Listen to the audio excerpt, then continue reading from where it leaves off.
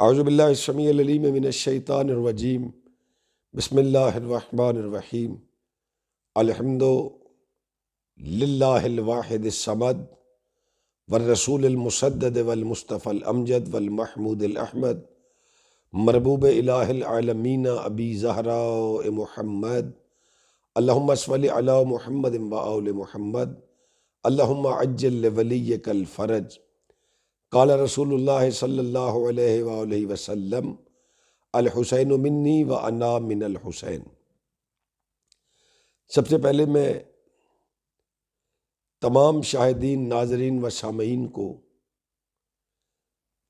دین خدا اور شریعت مصطفیٰ کی زندگی کی آمد پر ہدیہ تبریک پیش کرتا ہوں۔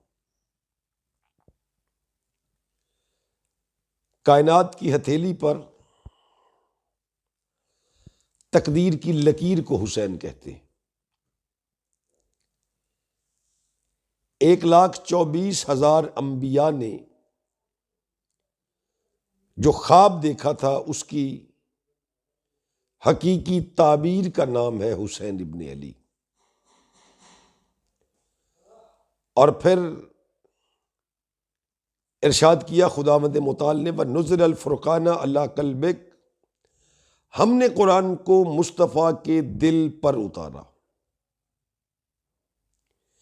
یعنی قرآن وہ ہے جو بے دل کے دل سے ہوتا ہوا دل والے کے دل پر اترا۔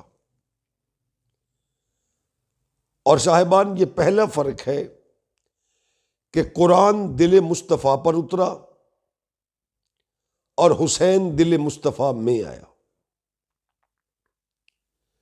جتنا فرق پر اور میں ہے اتنا فرق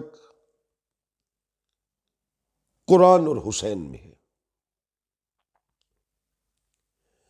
اگلی بات میں عرض کروں،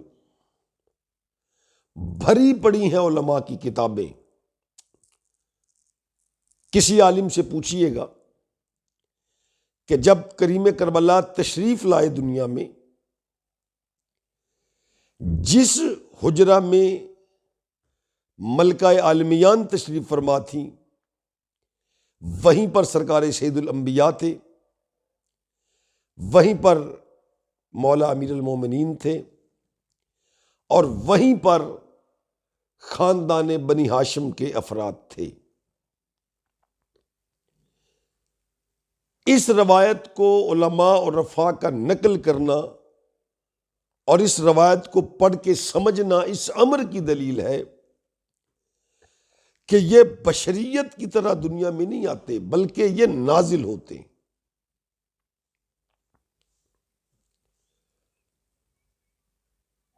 چودہ کی صف میں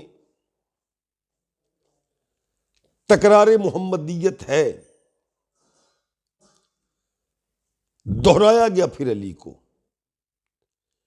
ریپیٹ کیا پھر حسن کو، لیکن یا دوبارہ پھر بطول کا نام نہیں آیا یا کریم کربلا کا نام نہیں آیا۔ اور یہ 3 شعبان کچھ چھوٹا سا دن ہے۔ آپ یقین کیجئے گا کہ 6,000 سے لے کے 7,500 سال تک کا عرشی کینسر کا مریض فرش پہ اذیت کی زندگی گزار رہا تھا۔ اتنے 1000 سالوں میں کوئی نبی نہیں گزرا، ولی نہیں گزرا، پیغمبر نہیں گزرا، کوئی معصوم نہیں گزرا کہ اتنے میں اس مریض، عرشی کینسر کا مریض فطرس کا پرانا محلے دار جبریل 10 لاکھ فرشتوں کی قطار لے کر کے اس کے پاس سے گزرا۔ اس نے دیکھا یہ تو جبریل ہے، اور کہا بھائی جبریل سنو، قیامت تو نہیں آ گئی؟ اتنے ملائکوں کو زمین پر میں نے ایک ساتھ اکٹھے دیکھا ہی کبھی نہیں۔ اور جبریل نے کہا فطرس باب کرم آیا ہے، صحن بطول میں حسین نازل ہوا ہے۔ اور جبریل نے کہا فطرس چلو گے؟ وہ خوفناک حد تک کریم ہے، اس کے کرم کی شرط ہی کوئی نہیں۔ فطرس کو لے کے سیدھا دروازہ حسین پہ آیا. العظمت للہ. آگے پاک پیغمبر نے فرمایا کہ کائنات کا روحانی طبیب جو ہے حسین ابن علی وہ آرام کر رہے ہیں، اور میں نہیں چاہتا کہ اٹھا کے ان کے آرام میں خلل ہو. جبریل نے ہاتھ جوڑے، سرکار پرانا نوکر ہوں اس گھر کا، ایک عرصے سے اس در کی نوکری کر رہا ہوں، سرکار کبھی جھولا جھلانے آ جاتا ہوں، کبھی آپ کی فضا برتن دھوئے تو میں پانی ڈالنا شروع کر دیتا ہوں، میں تو بڑے مان دعوے اور امیدیں لے کے مریض کو لے کے آیا ہوں تاکہ اس کو شفا ملے. پاک پیغمبر نے کہا مقصد تو شفا لینا ہے نا، تم ایسے کرو جہاں پر روحانی طبیب حسین آرام کر رہا ہے اس گہوارے کی لکڑی سے اس کے پر مس کر دو. اب ایمان سے بتانا کہ لکڑی کا اور حسین کا فاصلہ ہی کتنا تھا.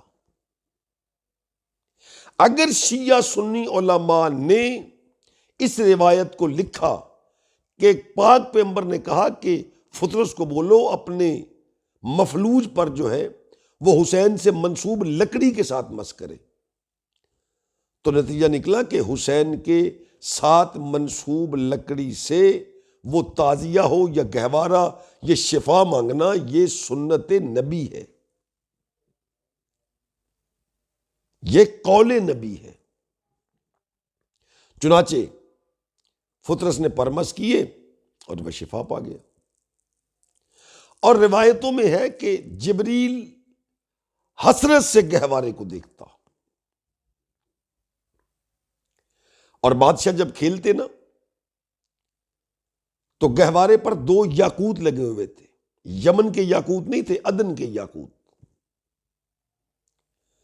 اور کریم کربلا کا ایک ہاتھ پھر دوسرا ہاتھ بار بار ان یاقوتوں پہ آتا، اور جبریل بڑا حسرت سے دیکھتا. زمانے کے سردار نبی نے کہا جبریل اتنی حسرت سے جو دیکھتے ہو تمہارے لیے مہنگا ہوگا، ہمارے تو جنتی گھر کے سامنے ٹیلا ہے جہاں کا یہ پتھر ہے، تم لے جاؤ. اور جبریل نے کہا نہ نبیوں کا سردار، میں یاقوتوں کو حسرت سے نہیں دیکھتا. فرمایا پھر کیوں دیکھتے ہو؟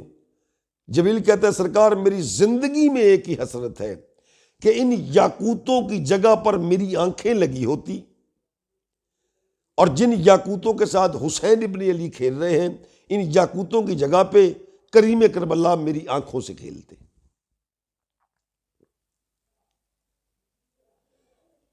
الحسین منی وانا من الحسین. اچھا آپ اندازہ فرمائیں، بسم اللہ الرحمن الرحیم، اللہ قرآن میں کہتا ہے یاسین والقرآن الحکیم انک لمن المرسلین. اے سین، اے سید، اے سردار، میں نے بالتحقیق تمہیں مرسلین میں سے بھیجا. اب خداوند متعال کا یہ ارشاد ہے کہ انک لمن المرسلین، یہ مرسلین میں سے ہے. اور زمانے کے رسول کو اچھا یہ لگتا ہے کہ وہ کہے انا من الحسین، میں حسین میں سے ہوں. خداوند متعال ہمیں معرفت حسین ابن علی کی توفیق عطا فرمائے. وما علینا الا البلاغ المبین.